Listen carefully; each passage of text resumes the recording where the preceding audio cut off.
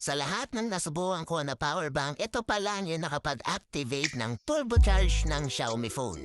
Legit talaga yung super fast charging nitong brand new na meron ng 70,000 battery capacity. Kaya kung meron kang 5,000 mAh na cellphone, kaya nito mag-charge hanggang 14 times. Imagine, 14 times. Kung heavy-duty na power bank yung kailangan nyo, I can definitely recommend itong power bank ng Tranyu. Meron na siyang 9 layers of protection, kasama na yung overcharge at heat protection.